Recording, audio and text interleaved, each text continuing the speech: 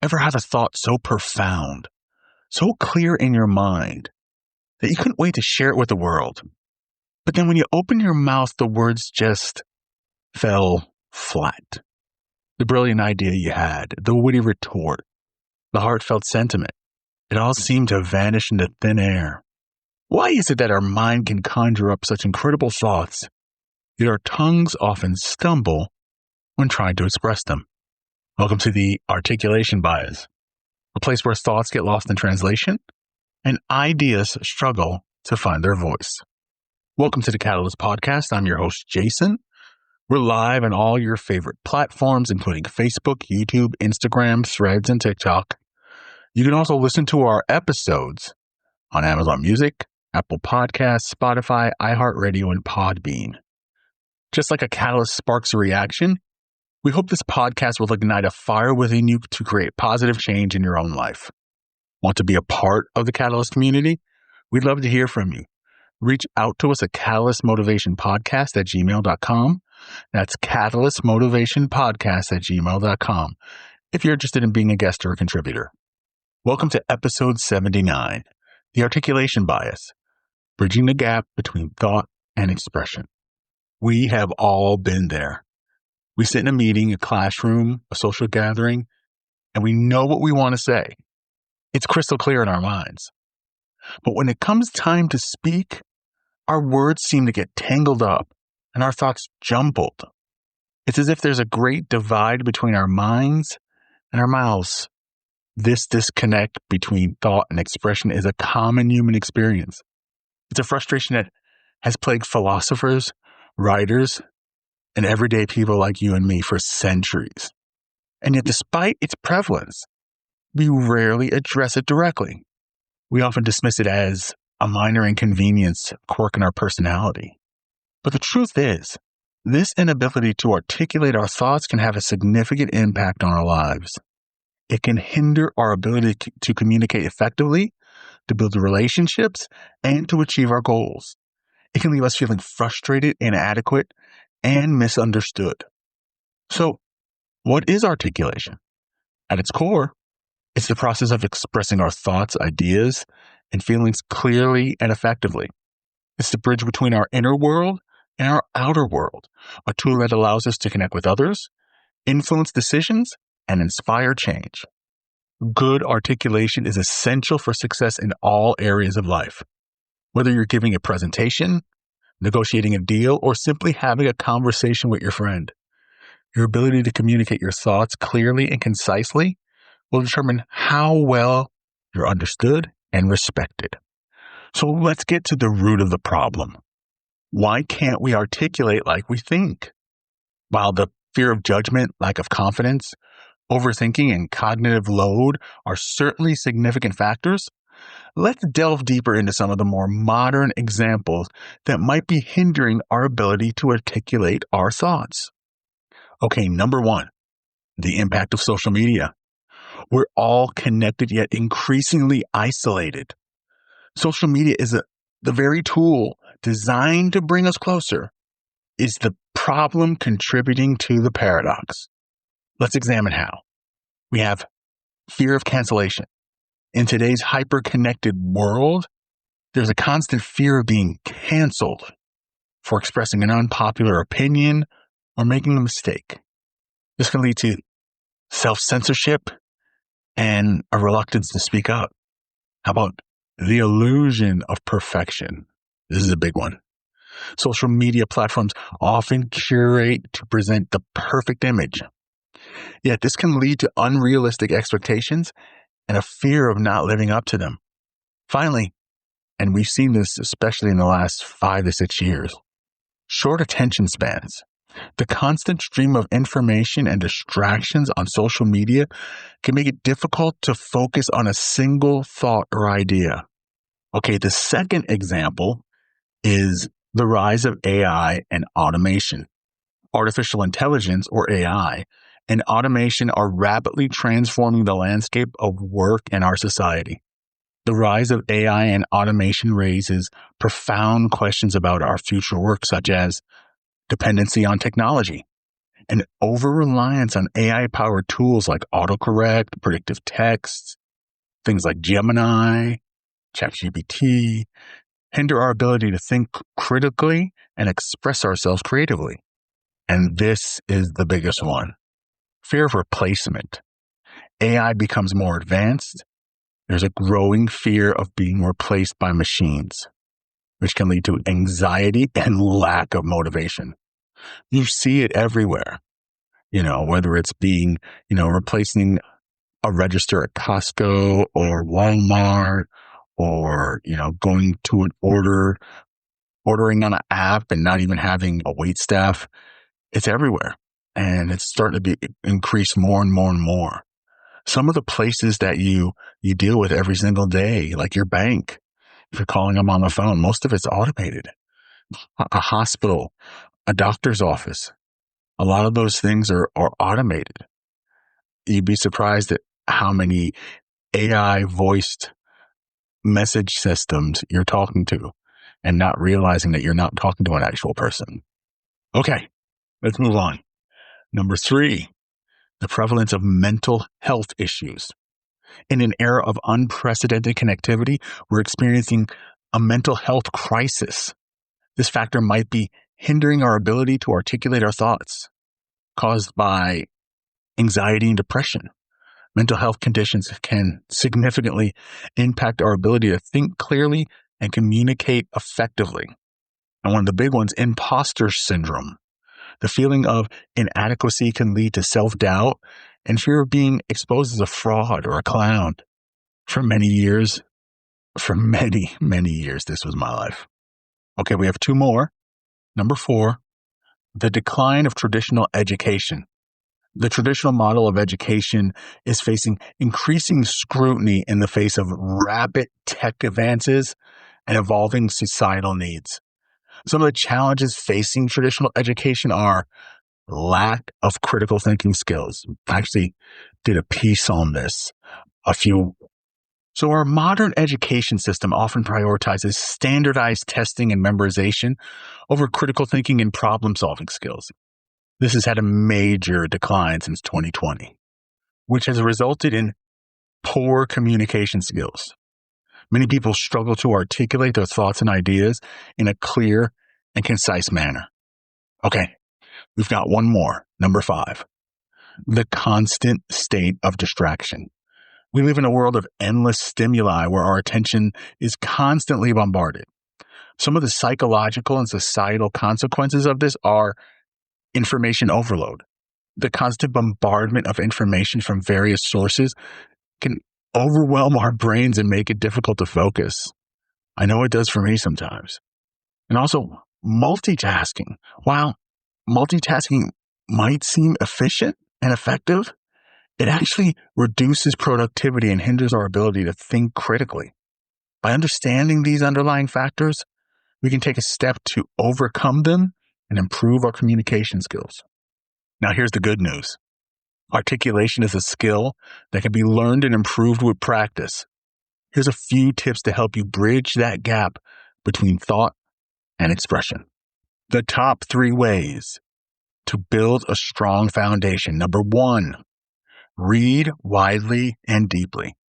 Immerse yourself in diverse literature, from classic novels to contemporary nonfiction.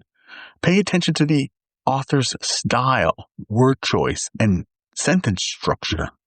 Number 2, write regularly. Whether it's journaling, blogging, or creative writing, consistent writing practice hones your ability to express complex ideas clearly and concise. Finally, speak up in diverse settings. I know it can be scary, but engaging in conversations, participating in group discussions, and joining public speaking clubs, the more you practice, the more confident you'll become. One of the key pieces of speaking is active listening. So here's a few tips to master the art of active listening. Number 1, practice empathetic listening. Truly understand the speaker's perspective by paying attention to their words, their tone, and their body language. The second one is Ask thoughtful questions. Encourage deeper conversations by asking open-ended questions that stimulate critical thinking. Sometimes it's hard to ask those thoughtful questions because we're so guarded and we want to protect ourselves. But when you find your tribe, your group of people, your posse, whatever you want to call it, and you're finally able to open up, it's amazing what can happen when we ask those thoughtful questions. Finally, summarize key points. Demonstrate active listening by summarizing the speaker's main points in your own words. This was a big one for me. Sometimes it was hard for me to take what was given to me and summarize it in my own thoughts. There was a disconnect. And there was a trainer who trained trainers who really gave me a bunch of techniques to help me through that. And then also my time as a trainer working with Aflac in the worldwide headquarters. That was an education and probably the highlight of my working experience working as a worldwide headquarters. From being an agent to now spending time in Columbus, Georgia, in the towers. Well, not really the towers. We're over in, there was a newer office building, which was amazing. But yeah, great education with learning the importance of your tone, your inflection, your body language. But I knew about tone and inflection through radio, spending time in radio worked with some greats. But yeah, it's a very, very important thing that we do that. Okay, I got off track, Stan. Sorry, folks. So let's get back on track and look at 3 ways of harnessing the power of mindfulness. Okay. Number 1, mindful meditation. Regular meditation can improve focus, reduce stress, and advance cognitive function. Even if it's 5 minutes, 3 minutes, is getting quiet with yourself. No noise. Just, find yourself an environment where you can just be either surrounded by nature or having something that's very connective when you're listening. Really, really get into that state. The next one, breathing exercises, deep breathing exercises. Simple breathing techniques can calm the mind, reduce anxiety, and lead to clearer thinking. Finally, practicing mindfulness in daily life. Pay attention to your thoughts and feelings without judgment. This increased self-awareness can improve your ability to articulate your thoughts. Okay, you're in the trenches, you're doing the work, but you're not really sure how it's going. So you need some feedback. Well, if you're seeking feedback and embracing growth, here's 3 tips for that. First one is ask honest feedback. Seek input from trusted friends, colleagues, and mentors. Number 2, to follow that one up, is the most important part. Embrace constructive criticism. View feedback as an opportunity to improve. Here are the points where you need to improve. We're not punishing you because of these things. We're pointing them out so we can make the correction. There is a difference. You have to be coachable, teachable, adaptable, and flexible. Whether you're in a training class, whether you're in a classroom or at work or wherever in your life, you have to be coachable, teachable, adaptable, and flexible.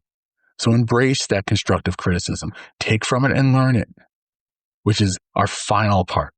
Learn from your mistakes. Take that constructive criticism. Mistakes are a natural part of the learning process. So use them as stepping stones for growth. And so we talked about AI and the fears about AI, but here's how you can leverage modern tools and techniques in your life. First one is utilize AI writing assistants. Tools like Grammarly, Hemingway Editor can help you refine your writing styles and help you catch errors. Second one, practice public speaking with virtual audiences. You have platforms like Zoom and YouTube that can provide you a safe place to practice your public speaking skills. Finally, join online communities. People who participate in online forums and group discussions, you can use those to engage with people from diverse backgrounds and perspectives. You find those online chat groups like in Facebook or, wherever you can find them. Engage and have conversations in a positive and constructive way. Let me point that out. In a positive and constructive way. Okay? Because by consistently practicing these techniques, you can significantly improve your ability to articulate your thoughts and ideas, both in person and in writing. Remember, the journey to become a skilled communicator is a lifelong one. So embrace the process and enjoy the rewards. So let's close with my thoughts on this. I believe trust in the power of focusing on what we can control. In a realm of communication, this means concentrating on our own thoughts, our own words, our own action. We can practice our speaking and writing skills, seek feedback from others, and strive for clarity and consciousness. However, we can't control how others perceive our words or how they choose to respond. We can't force someone to understand or agree with us. This is where the philosophy of acceptance comes into play. We must accept that we cannot control the reactions of others. Instead, we should focus on our own intentions and efforts. Remember, perfection is an unattainable goal. It's more important to strive for excellence and continually improve our communication skills. This requires consistent practice, a willingness to learn, and a persistent mindset. Don't get discouraged by setbacks or failures. Instead, view them as opportunities for growth. So the next time you have a brilliant idea, don't let it go to waste. Practice articulating it. Share it with the world. You never know what kind of impact it might have. All right, folks, it's time for the actionable takeaway. Today's actionable takeaway is to set aside 15 minutes each day to practice your communication skills. You can do this by reading aloud, writing in a journal, or simply talking to yourself. The more you practice, the better you'll become. By the way, talk to yourself in a mirror, in your bathroom or something like that. Just don't do it out in public, although some people do that. And, I don't want you to look crazy. So that's all I'm saying. Now, folks, we're all in this together. Share your insights and experiences in the comments or on social media. Let's stay accountable. And don't forget to like and subscribe our podcast for more motivational content like this. You can find us on Apple Podcasts, Spotify, or wherever you get your podcast. And while you're there, leave us a review and help spread the word. We'd really appreciate it. We're also active on social media, so follow us for even more inspiration. You can find us on Facebook, YouTube, Instagram, Threads, and TikTok. Thanks for listening to episode 79. We'll see you next time for episode 80. Go be great.